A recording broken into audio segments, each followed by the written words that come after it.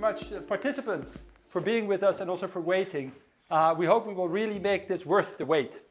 Because as Louise mentioned, I coordinate the Clingendael Russia and Eastern Europe Center. For us, it's indisputable that Georgia is part of Europe.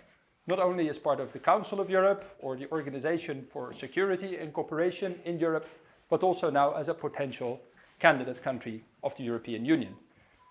And unfortunately, Georgia and the broader South Caucasus region, they don't always get the attention they deserve. Here in the Netherlands, Louise mentioned, of course, war in Ukraine has dominated the headlines and my personal life for almost a year now already.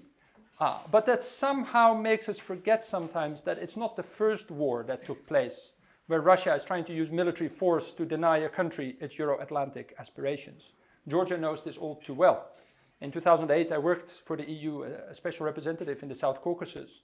And that moment of August 2008 should have been a wake-up call. But maybe we didn't hear it, or maybe we didn't want to hear it. And now during our last research visit, Louisa, that you mentioned to Georgia, we noticed at least the EU is taking an extremely keen interest, not only in the protracted conflicts as part of the Geneva international discussions to mediate for a solution for the reintegration of Abkhazia and the South Ossetia region, but also even within Georgian domestic politics. And I was actually curious what they found harder, mediating in the protracted conflicts or in domestic politics, because I think in all countries, politics are intense and competitive, but maybe in Georgia, they are particularly intense and competitive. And that's why I'm so happy we have a leading Georgian politician here, Excellency, together with a large delegation of several members of parliament. I understand 2 chairs of committees on European integration and on science and culture, science and education, sorry. We're really honored that you picked the Clingendael Institute to share your views with us, because I think it's really important we hear how you now look at Georgia's European path. If you regarded the decision to grant Georgia potential candidacy status as a setback or as an achievement, but particularly how you see the way forward. So, Excellency, Mr. Papuashvili, you have a distinguished career as a lawyer. You worked not only as a professor at the Ilia State University, you also worked many years for the German, I think in English it's the Society for International Cooperation, the GIZ. You have a profound knowledge of the subject matter, but now you also have profound experience as Speaker of the Georgian Parliament. Not an easy job to have. We'd very much appreciate your thoughts on Georgia's European path. Excellency, you have the floor, and afterwards we have a chance for discussion. Thank you. Thank you. Very much. Yeah. Thank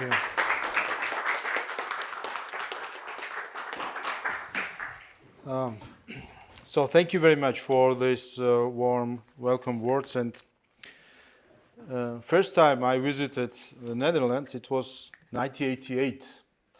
I was at that time 12 years old boy, singing the national Georgian folk songs in a choir of which is until today an active choir. Martve it's called. It's one of the famous choirs in Georgia. So 1988, and from that time I have really beautiful memories about the Netherlands, about the people living here. We were hosted in different families, and it is really really a sweet and beautiful memory I have, and therefore it's of course privilege now to represent my country, not only the culture of my country at that time, but also the politics and the country as a whole. The visit at that time, when I was a 12 years old boy, and there was still a Soviet Union, our mission, we understood that our mission was to represent the country, the culture, and to say that we are a different nation with this history of independence and with its own culture or history, etc. So at that time, in 1988, it was difficult to imagine that Georgia will get so soon independence. And we have maybe now also some similar situation. 1 year ago, it was hard to imagine that Georgia will get the European perspective, and we are so close to the candidate status, so close to the opening of the negotiations, and then with long way, but still close to the EU membership. So I hope that my and our wish at that time to get the independence for Georgia, to have an independent country. And the dream we have now to become a member of the European Union will become, at the end, we will achieve our goal like we achieved at that time. So I have some introductory speech, and then I am, of course, open for the discussion and any questions which are you interested in.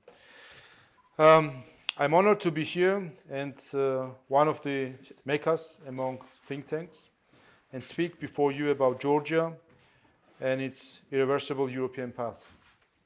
I'm grateful for a warm hospitality and engaging conversations we had at the Dutch Parliament. Paying the visit to the Netherlands this year as we celebrate the 30th anniversary since the establishment of diplomatic relations is symbolic and especially valuable. The Dutch support to Georgia's sovereignty and territorial integrity over the last 3 decades has been instrumental in successfully maintaining non-recognition policy of Georgia's occupied regions across the globe. It bears even greater significance under current challenging security environment in the wider Black Sea region. We count on further support of our Dutch friends during this historically critical juncture. Cooperation between our countries is based on common European values and support for the rules-based international order. Georgia sees Europe as a community of common values and as a solution to modern challenges. I believe we both are united in this approach. Ladies and gentlemen, we live in a world of changes. Geopolitical patterns are changing. These changes cause turbulence, political, economical, social, military, and environmental even.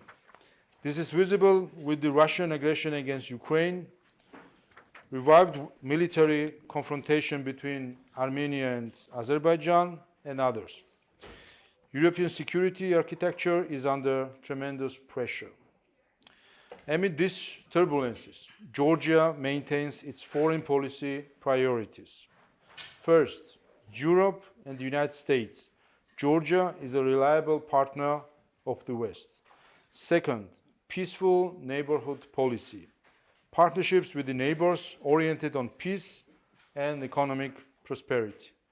And thirdly, developing global partnership for national problems such as occupied regions and their non-recognition policy, as well as international challenges such as climate change and fight against terrorism. Europeanization intertwined Georgia's internal and foreign policies. Europeanization has also been a driver for Georgia's democratization agenda. Georgia now has a European perspective on the EU membership road. There is already no question on Georgia's European future, something that many generations dreamed and fought for. We have started the implementation of the EU recommendations with enthusiasm. Although we are not finished yet, Georgia has significant progress over the last 6 months on this path. Our aim is to strengthen institutions, further harmonize with the EU acquis, and entirely Europeanize the country. Granting a new candidate status to Georgia will further energize Georgia's young but dynamically developing democracy and will provide impetus to others in the region to embark on the path of democratic and European transformation. It will also reduce the powers of ill-wishers such as Russia to reinstate geopolitical iron curtains over the region. More economic exchanges and more people-to-people ties are needed for increasing attractiveness of each other. We are starting huge connectivity projects, submarine fiber optic cable, submarine electricity cable, further expansion of ports, railways, pipelines, transit infrastructure. This will help overcome some of the EU's most pressing problems too, including energy dependence. 3 decades ago, when Georgia was again making first step as an independent country, such strong partnership with the European Union as today was beyond any dream. Today, Georgia has the European perspective, free access to Schengen zone, association agreement with DCFTA, access to educational, cultural, research programs, etc. Georgia now firmly belongs to Europe. We understand the European membership road will be challenging and long, and we are not seeking any shortcuts. But I hope next decades will bring the much-dreamed EU and NATO umbrella above the Georgian skies. Thank you.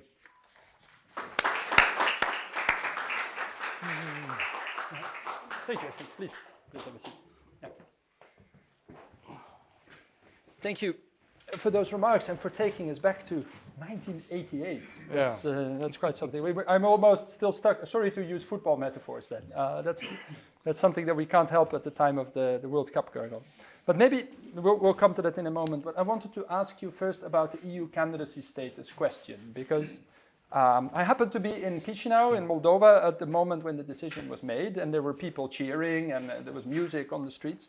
But there were not nearly as many people on the streets as in Tbilisi, with people who were very disappointed that there was only a potential candidacy status. And when I then visited Tbilisi, people rightfully asked me, was this EU decision geopolitical? In which case, why didn't Georgia then get it, right? If it was a geopolitical statement towards Ukraine, it could have also been given to Georgia. Or was it a meritocratic decision? And in that case, why didn't Georgia get it? Because Georgia had made so many reforms over the years. What do you think, what has this done to the image of the European Union in Georgia? Are people really disillusioned? Do they take it as an impetus to continue because it gives them this perspective? Or both at the same time? How do you see it? To start answer on this question, maybe it's important also to bring some numbers and data. So how we are assessed from different studies or institutions, how we assess ourselves, and then also to have a possibility to discuss how we or our people saw the decision of the European Council. Just to give you some figures also in comparison. Just recently, by the way, 1 week ago, there was some platform discussion, and I didn't know it, but actually it appeared that Georgia implements the most twinning projects among all countries where they are beneficiaries from the twinning projects. We have 9 ongoing twinning projects. So it shows how close actually Georgia cooperates with the European Union and use also the instruments and tools which are provided by the European Union. By the way, one of these twinning projects is implemented by the Parliament of Georgia in cooperation with the Parliament of Netherlands. But also coming back to other studies, if you look at the just recently in summer published Budget Transparency Index, Georgia is #1 in the world on Budget Transparency Index. According to the Corruption Perception Index of Transparency International, Georgia is on place 45, ahead of all EU candidate countries, ahead of 9 EU member countries. By the way, Moldova is on place 102, and Ukraine, if I'm correct, is on place 123. According to the Rule of Law Index of the World Justice Project, which is a Washington-based institute, Georgia is on place 49, ahead of all EU candidate countries, ahead of 2 EU member countries and 5 NATO member countries. Doing business, we are, for the last decade, we are actually in top 10 on the easy of doing business in Georgia. So these are, and by the way, 2021, there was a study of CEPS, Center for European Policy Studies. It's a Brussels-based think tank, which analyzed how far the trio countries, Moldova, Ukraine, Georgia, are in the process of implementing the association agreement.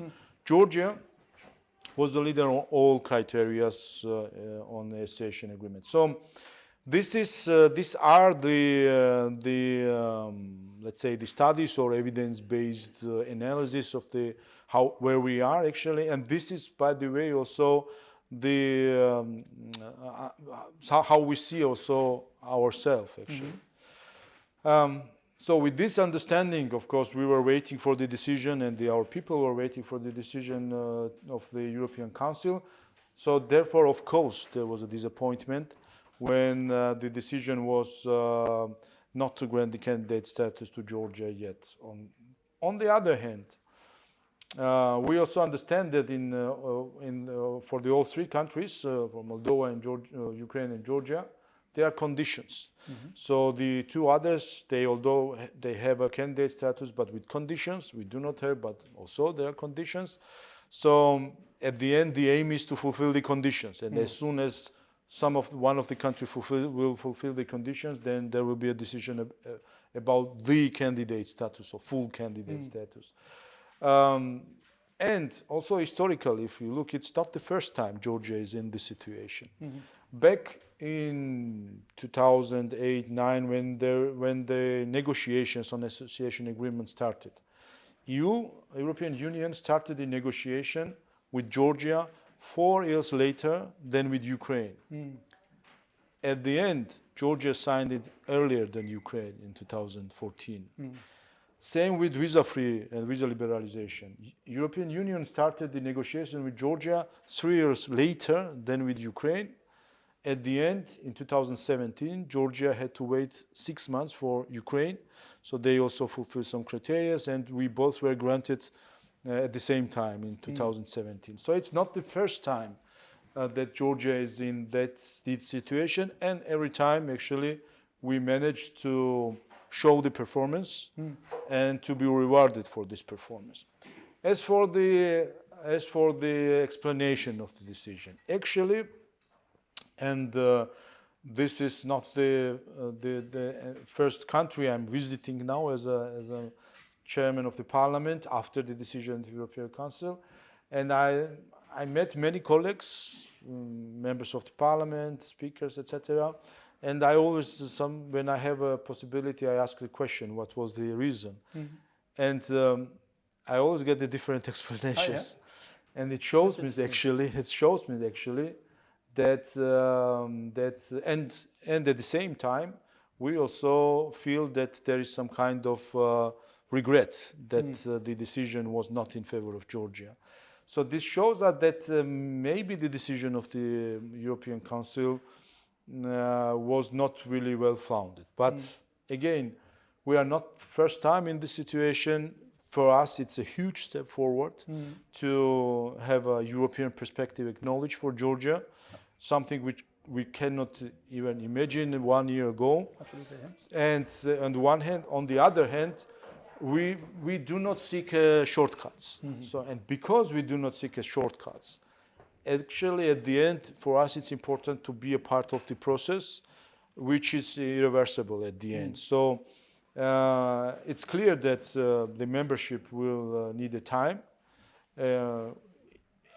I don't even can say if we get a EU membership tomorrow, what we can do with this membership. So of course, it's important that it's a process, and for us, it's important to show the performance during this process. And having in mind the historic experience with the association agreement, visa liberalization, we are quite sure that we can show this performance.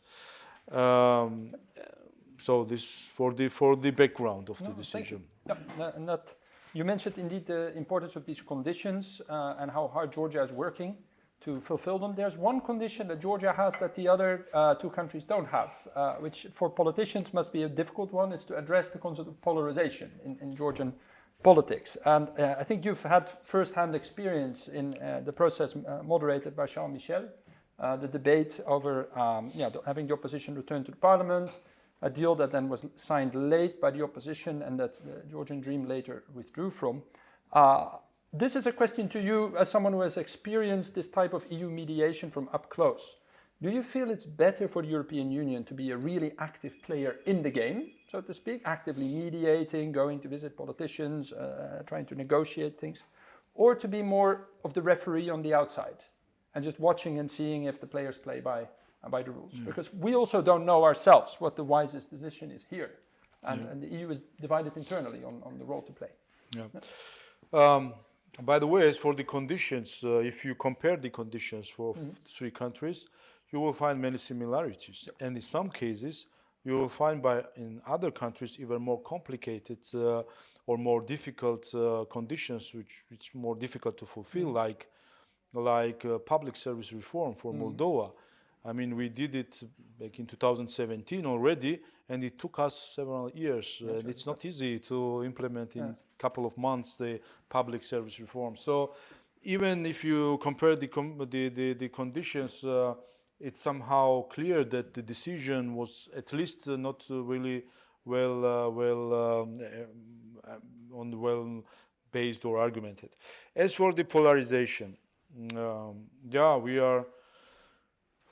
So there one thing, I think, if we talk about the polarization, Georgia is not a unique example of it, and I don't think that Georgia is the worst example of polarization. One think about the elections in the United States, in France. So I think the polarization is a new normal for the politics, maybe. Due to social media instruments, due to other issues somehow, maybe even COVID pandemic had its role in somehow preventing more personal contact and therefore more let's say, the discussion which are more harsh, let's say.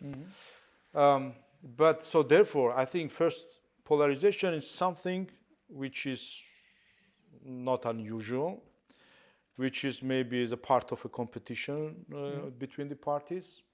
Second, in Georgia, if we speak about the polarization, it's more the issue of the elites, of the political, media, other elites in Georgia, not the polarization of the society. In some other countries, we see the polarization of the society. So it's not about the society. Society is united on the main issues. There is, even if you speak about the European integration, just recently in Brussels, the colleagues told us that there was a survey on support of the popular support to European integration, and Georgia has the highest support in the population, 84%, I think, and it's constantly around 80%. Which is not always the case still in Moldova. You know, the society is not really united like in Georgia, and before war it was also not clear for Ukraine also with the society. So in Georgia this is not the question. So the polarization, first of all, is the issue of the elite. Second, because this is also some kind of a new normal of the politics, then one should think that is that the issue for Georgia where we can complain? And I think it's not. I think the real challenge we have in Georgia politics is radicalization. And to bring again some comparisons and from the United States. So we have in the United States a polarized society even, and this polarization switched to radicalization on 6th of January after the presidential election. So this is what is a case often in Georgia, that the radicalization is what hinders the normal political processes in the parliament or outside the parliament, because the whole political debate and discussion is dominated with one or two issues which are actually deadlock questions that cannot be solved. So therefore the radicalization is a challenge for Georgian politics and not the polarization. The issue is that there are some political groups and the Georgian way of radicalization means, as the same with the US radicalization, by the way, is not that some political groups do not recognize the democratic institutes like elections, parliament, government, court, whatever, their role as opposition. So these are actually some basics we have to deal with, that there are some political groups who just do not recognize the elections, do not recognize their role as opposition, do not recognize the role of the majority. So therefore, it's not about the mediation on topics, let's say so, or to find some ways how the parties can cooperate, etc. But it's about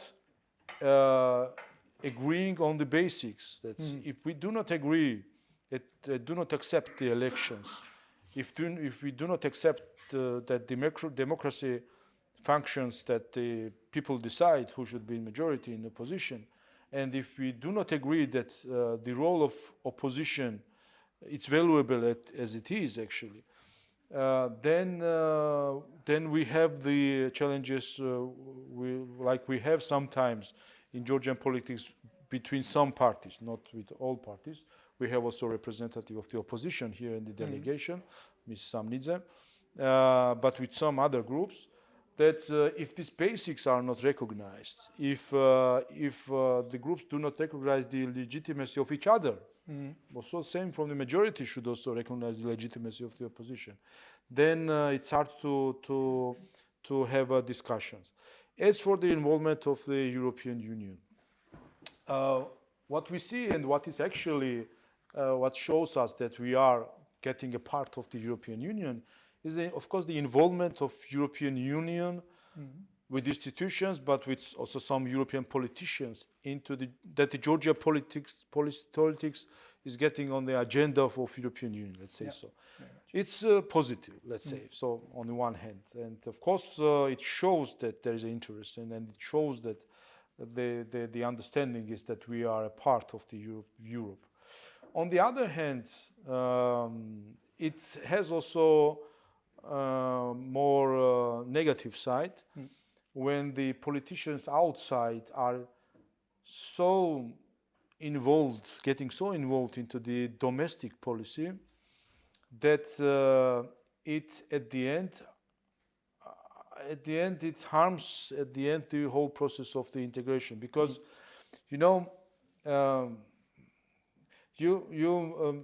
it's not to be involved in the domestic policy of other countries is not easy, having in mind also some not only the challenges to understand what is going on and all complexity of the relations also between the parties.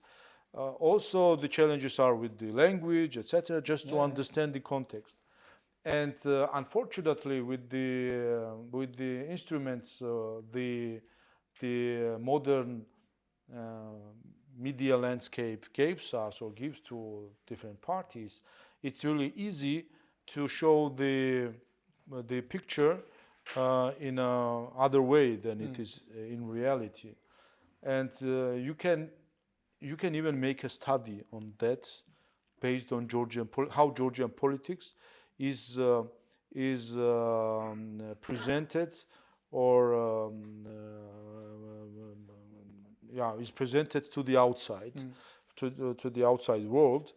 You just have to follow some Twitter accounts, etc., and you will see how one word said it's then somehow changed or actually distributed out of the context, and then you have at the end the perception. And this brings me to other point, perception versus facts, which is also one of the issues for Georgia, that sometimes conclusions are made based on perceptions rather than based on facts. And therefore I started my answer with quoting some studies and some figures about Georgia based on facts actually at the end, and not based on perceptions. So to sum it up, it's the involvement of European politicians maybe in domestic policy. It's on the one hand it's positive because it shows that Europe cares about you, and we are getting a part of the European policy. And by the way, if you also observe the policy, of course, this is the understanding that you are a part of the family, and therefore, because we care, we are involved. On the other hand, it risks that due to the some instruments that the people are not well informed, etc., that the analysis could be not really correct, and involvement at the end can damage the process. Yeah, you're now part of the family, so you also get all the family fights with it. Okay. Maybe the last one, and then I want to hand over to the room. So I had a couple prepared for you, but I'll drop a few. But the last one, I still want to ask you about Ukraine. You mentioned it several times. Now, when you visit Tbilisi, it's striking how much solidarity there is with Ukraine. There's the blue and yellow everywhere, the flags, the outpourings of support. Of course, Georgians know what it's like to be invaded and to have part of the territory occupied. So this feeling of solidarity is very strong. But it doesn't extend necessarily to official relations between the two governments. In fact, we hear Ukraine often very critical about Georgia. Some of it may have to do with what you mentioned, the domestic politics, and also the fact that there's Georgian politicians who are now in Ukrainian politics, things like that. But could you share a few words about that almost, can I call it a love-hate relationship that is emerging between Ukraine and Georgia? First of all, of course, the solidarity to Ukraine it's a part. It's not even an obligation from our side, but it's a normal situation because first of all, we as a country which is occupied, the part of which is occupied by Russia, we really understand what Ukrainian people and Ukrainian government feels like today. We as a country who experienced this in 1990s already, the military confrontation with Russians, and experienced in 2008, and experienced that after 2008 war, there was a reset with Russia, with a new normal with Russia, with Georgia even supporting Russia's membership in the World Trade Organization, and all other new normals, so visa-free regime with Russia, etc., etc. Because at that time we saw that there was the world was not ready to have the reaction we see now. But at the same time, we warned also the world that it will not end with Georgia. And then we all have seen that with the annexation of Crimea. Then there was some reaction, some sanction, but still, I think that there was a hope that this was so the single occasion, I'll say, or step of Putin, and it will not continue. We warned again, and now we are there where we are. So now everybody understands that's a part of the Russia's policy towards their neighbors, but also this Russian view of the world order. So, of course, it means that we are solidar to Ukraine because of this, the same history, let's say so, because of emotional and also personal ties between Ukrainians and Georgians. And this is why the Georgian society is especially solidar, and there's special solidarity to the Ukrainians, and you see so many flags also in Tbilisi or other parts of Georgia. On the other hand, because of this history, of course, we also understand that from the security situation, Georgia is in a very vulnerable situation. We do not know whether we are still target number one or number two, whether there will be whether Russia, especially in the beginning, in February and March, where nobody could see how far it would go. So therefore, of course, we are especially vulnerable to the possible escalation of the situation in Georgia. And Russia has many instruments, including the military presence, and 40 kilometers from the capital, 500 meters from the main road connecting East and West Georgia. You literally see the Russian soldiers from the Autobahn. In 2008, it took 5 days for Russians to have a, let's say, military domination, and it took 5 days to enter from the North Caucasus to to Georgia until the Gori and the main road.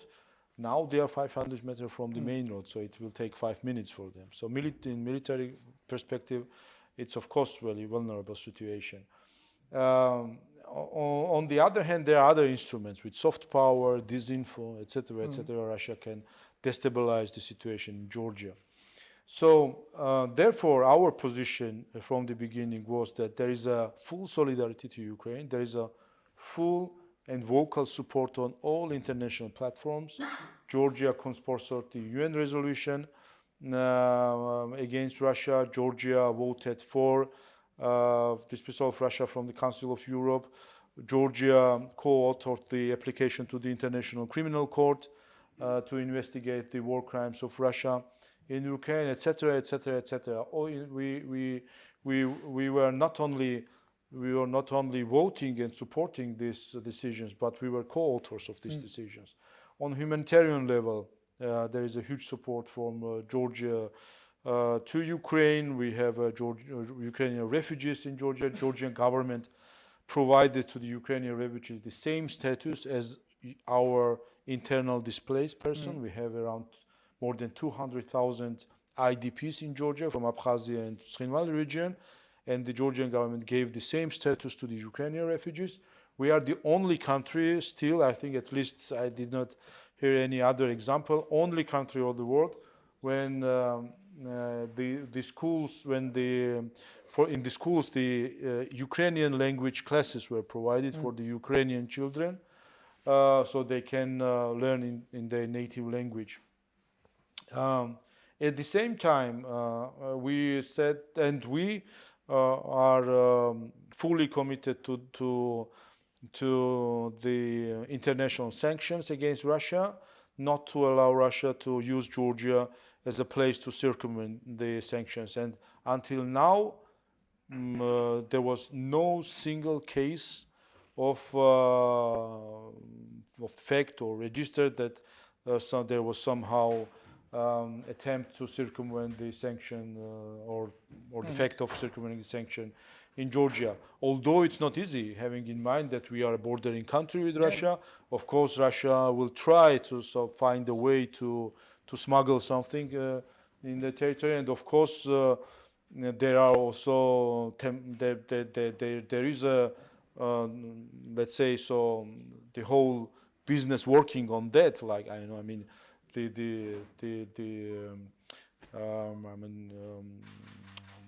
like the drugs and weapons are also prohibited to be transported, but they are smuggled. So of course in this situation there could be some attempts, but there was no single case. There were many allegations, and again coming back to perceptions and Twitter war against Georgia, many allegations and no single fact on it. So this is where Georgia government stands with its political support, humanitarian support, and preventing that the sanctions are broken through Georgia, let's say so. As for this, the relations between the governments, it has also, of course, some kind of long history, also connected with Saakashvili's personality, and of course that somehow influenced, let's say, the relations, because of course when there is a person where there is two judgments against him, and as you know, one judgment regards the murder case of Girguliani, a case where there is also this decision of the European Court of Human Rights, when Saakashvili as a president is also mentioned there as someone who prevented the justice in this case. And there is also another case where he organized the beating of the member of the parliament. And there is no doubt, nobody, even the supporters of Saakashvili, will doubt that he is involved in on these two cases. And when you have this, court decisions, and when you see that the former president is somehow in the politics in other country, of course it's somehow influenced. But if you if you overview the relations in the last years, Georgian government, and I also quoted that Georgia waited for 6 months for Ukraine to get the free visa regime. At that time, Saakashvili was already in Ukraine. So Georgia government was always trying that this does not influence the relations between the countries. And I think so. We and the Georgian government is honest in this in this situation. But again, on the other hand, unfortunately, it was not. Saakashvili played also a really bad role from outside. If we speak about the polarization, radicalization, he was and actually still remains one of the main polarizer in Georgian politics and one of the main figure who radicalized the politics in Georgia. Thank you for the clarification. Now, I know what is waiting outside for us, so I don't want to take too much time, but also the audience, which waited patiently to maybe ask you a couple of questions. I just want to have a look. I see one in the back. I see Mark over here. Let's do one round of questions because otherwise we deprive you of the opportunity to enjoy something else. Is there any further questions? Otherwise, I will give the floor to Mark and then to Tom in the back. Mark, the floor is yours. Hello. Good afternoon. My name is Mark Duursma. I'm a journalist for NRC. I have 2 questions about the conditions by the European Union. One of the conditions that are being set to Georgia is the de-oligarchization, which obviously refers to Mr. Ivanishvili, closely related to Georgian Dream. So I wonder, how do you see this condition?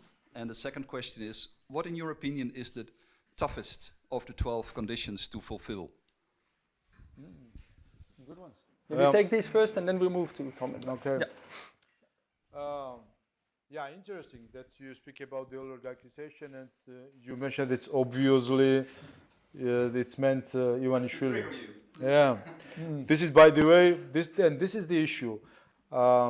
Because we had, on the one hand, we had this one of the conditions, the oligarchization. When you speak with the European Commission and European institutions, the explanation is it's about the system, it's not about the persons. But on the other hand, you have some European politicians, naming maybe like when they name some individuals, and then you have some, and this is the point when you have a term, the oligarchization, you have some politicians or even EU Parliament resolution naming someone, and it somehow is merged and said, of course, okay, it means that it's about Ivanishvili. Every time when you ask the European Commission and the official structures at the end who have to assess it, the answer is it's not some single person meant under this term. It's about the resilience, or it's about the strength, efficiency or strength of the institutions, that they are not influenced by by single person. But because you raised this issue, let us also discuss it, because our strength is actually that we are quite frank on many issues and straight also on many issues, and we are open also on many issues and openly to discuss it openly. You know that Ivanishvili left politics in what was this, December 2020, I think, and somehow, but it's somehow actually okay. Let's say so. It's the combination Ivanishvili and oligarch. This is actually one of the good examples how the narratives are created without facts, how the perceptions are created, and it's easy to create. If you have a 5 billion or how many, I don't know, $6 billion and you were somehow in the politics, it's easy to label someone as an oligarch. It's easy. But again, somehow anybody forgets that when you speak about oligarch as a term, and it comes from Russia, these are the people who get wealthy on the cost of the country, And Ivanishvili's wealth comes not from Georgian economics, etc. So it's not about that it's instrumentalized somehow the Georgian economics and got wealthy on it. So it's easy to create this narrative, but at the end the question is it just a perception or it's a fact? And what is behind this perception? And any time, and you can also test it and ask any even opposition members or representatives of active people or journalists, just ask them what are the facts or how even they think that he is influencing the Georgian politics. Do they have any fact of involvement in the politics? Do they have any kind of, not even effect, but somehow do they imagine how he is involved in the politics? So what are the instruments of involvement in the politics, etc., etc.? You will not get the answer. The only answer will be the people in the government, prime minister, etc. These are the people who were in the past closely cooperating or working with him.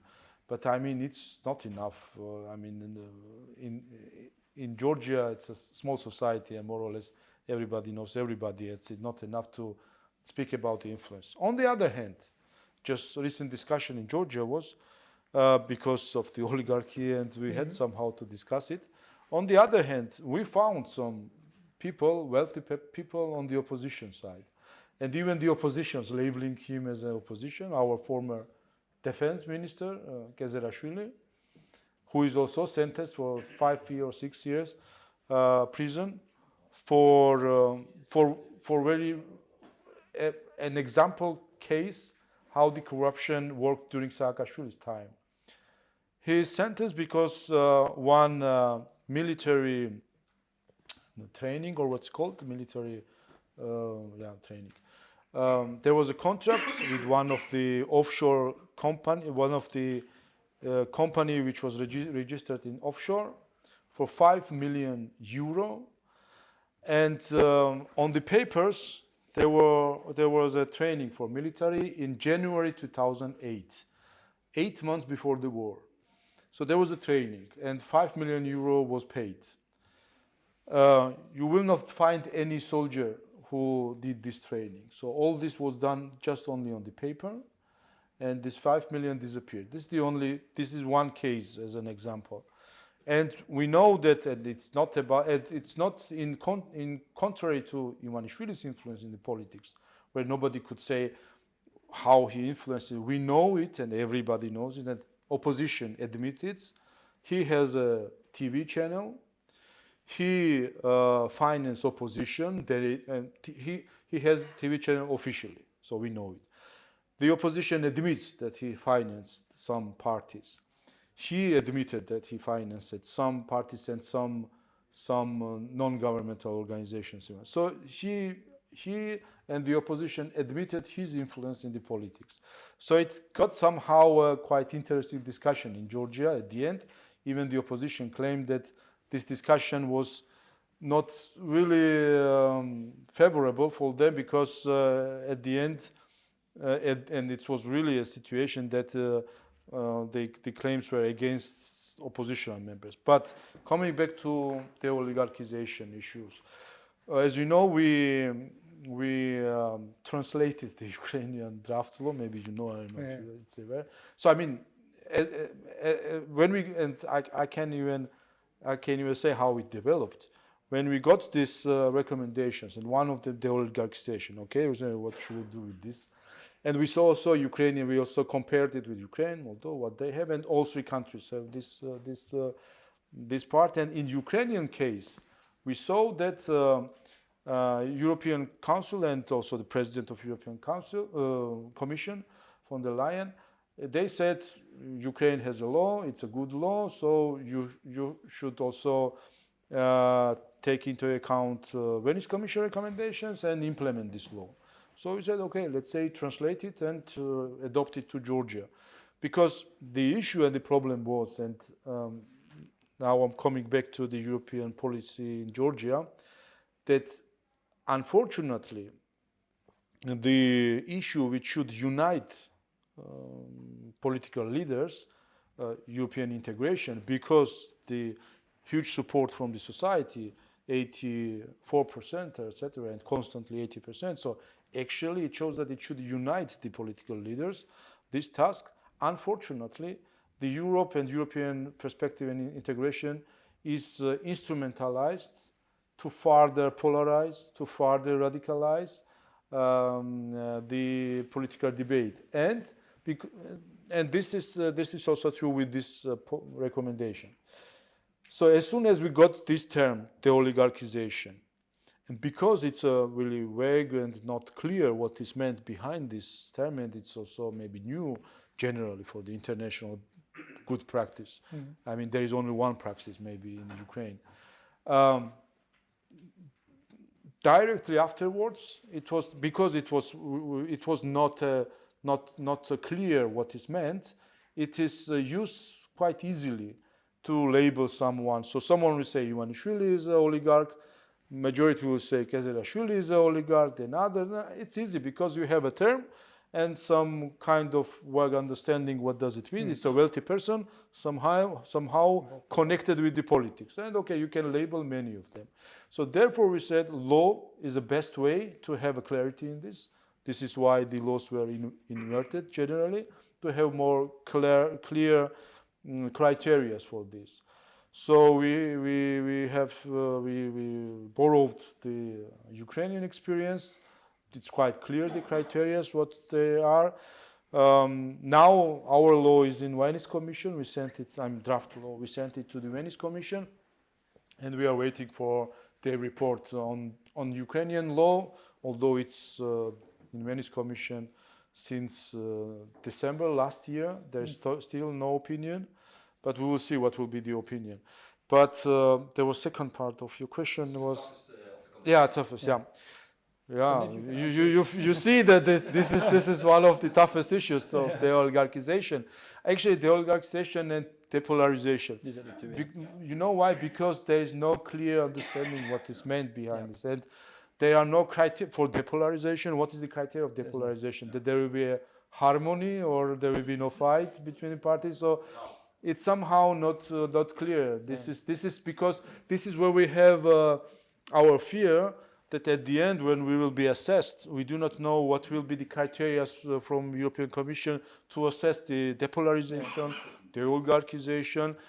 Shall we somehow promise that we are not influenced for someone, or should there be some law or something? So these two are maybe the toughest. Yeah. Thank you very much. Tom, all the pressure is on you to make this a short and snappy question. Taking our questions. So my question is, you mentioned that Georgia is in quite a vulnerable position regarding Russia, right? So do you think that Georgia should balance its foreign policy regarding Russia, or, well, and if you think so, how? Yeah, that's a tough one to answer briefly.